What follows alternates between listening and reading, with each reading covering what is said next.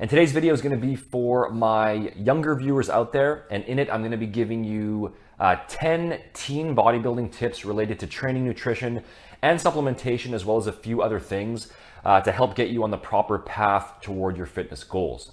I started training seriously myself when I was in my teens, and I made a lot of mistakes back then when I was first getting started, and I see a lot of other teens making those same mistakes.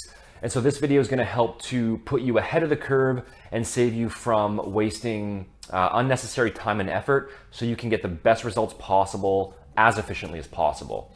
Consistent, proper training and proper nutrition are really good habits to develop at a young age because they'll teach you the value of setting goals and working hard toward them.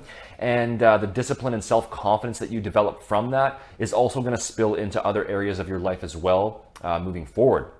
So good for you for starting this journey, and here are 10 tips to help you out. These aren't the only tips there are, but these are some of the most important ones that come to mind. So teen bodybuilding tip number 1 is to focus on building for the longer term. In other words, you have to be patient and you have to recognize right out of the gate that building a truly strong and muscular body, it takes time. Okay, it's not going to happen in a matter of weeks, and even though you can definitely make some noticeable gains over the span of a few months if you do things properly, building a real standout physique, the type that you're probably after, you're usually looking at least a couple years to get there, assuming you have around average genetics. So don't fall for all the hype that you see online or in magazines. This is a longer term game, and you want to focus on making slow, gradual progress rather than trying to rush things. And a good rate for that would be somewhere between 1 to 2 pounds gained per month during your first year. Now that might not sound like a lot, but it does add up fairly quickly when you look at it over the course of a few months or longer. And if you're gaining any more than that, then you're likely just putting on an excessive amount of body fat, since your body can only build a limited amount of muscle over any given time frame.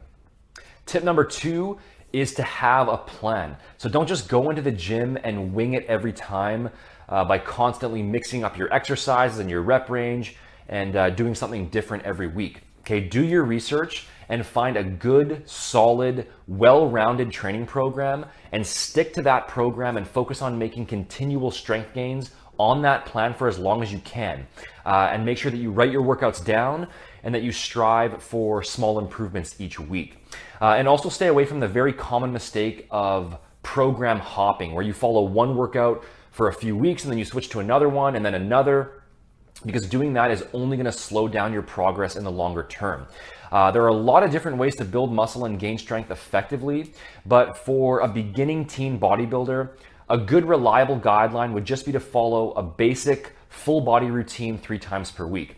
Okay, you don't need to be in the gym 5 or 6 days per week on a body part split, hitting a different muscle group each time. You'll still make gains that way, but a full body routine is going to be most likely the fastest way for you to build up an initial foundation of size and strength. And you can graduate to an upper-lower split after that.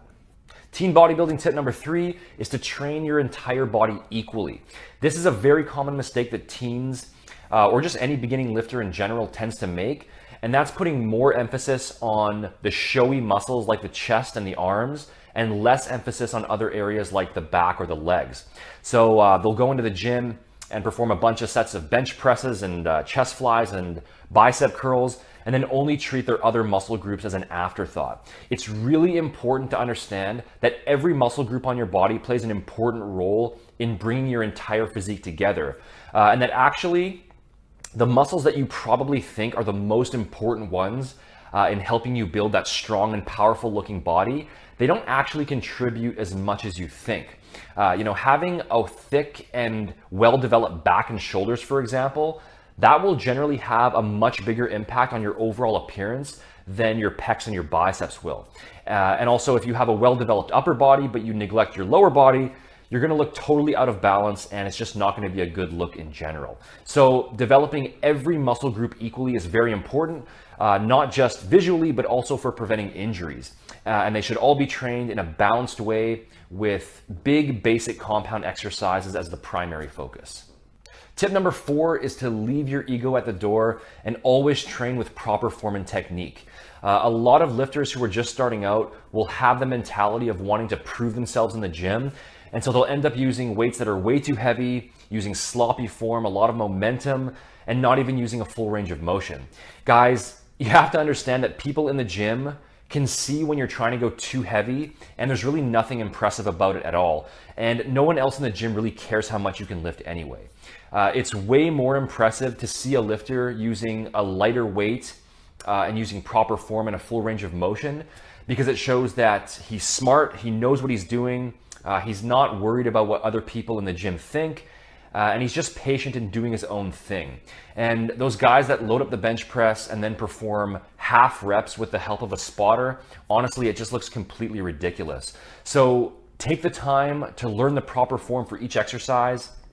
You can research it online, or you can get a more experienced lifter to help you out. Start with weights that you can lift in a controlled manner using a full range of motion, and then slowly progress from there over time. Not only is that going to help you maximize the stimulation and the growth of the muscle that you're trying to hit, but it's also going to reduce your chances for injury as well, which is actually very important, because if you do get injured, then your entire program is going to be stopped dead in its tracks. Teen bodybuilding tip number 5 is to recognize the importance of proper nutrition. So you can spend all the time you want in the gym, but if you haven't developed solid nutritional habits to go along with it, then your results are either going to be hugely minimized, or you're not going to get any results at all. So you don't need to obsess over all the tiny details or follow some super detailed eating plan, but just focus on basing your diet around quality, minimally processed whole foods. Get in a few servings of fruit and veggies each day, drink plenty of water, and then make sure that you are approximately meeting your daily calorie needs to support muscle growth. I'll put some calculations in the description box to help you out with that, and that you're eating enough protein as well. And you can use 0.8 grams per pound of body weight daily as a rough minimum protein guideline to shoot for. I don't recommend tracking exact macros, since that's just going to be overkill.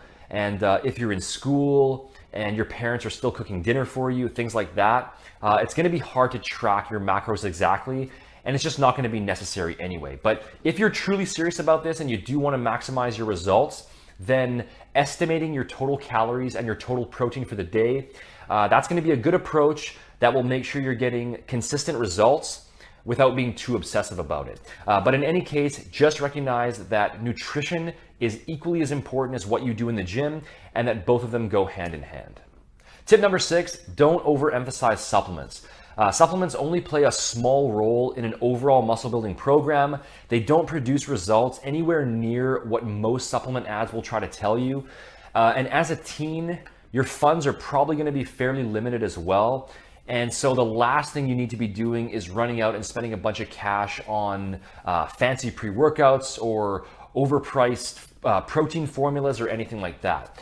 As a teen bodybuilder, at the most, I would say just get a basic protein powder if you find that it helps you meet your daily protein needs more effectively. But even that's not mandatory. And if you can hit your protein needs through regular whole food and you prefer to do that, then a protein powder isn't necessary at all. Protein powders are really just there for optional convenience.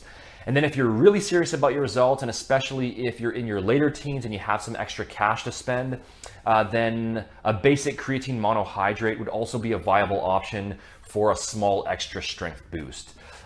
In theory, there's no technical reason why a teen couldn't supplement in the same way as an adult, but especially for the younger guys, I'd say to just keep it simple, focus on the basics, build your foundation first, especially if you don't have a lot of money to spend. And then later on, if you want to get more detailed supplement-wise, then you can.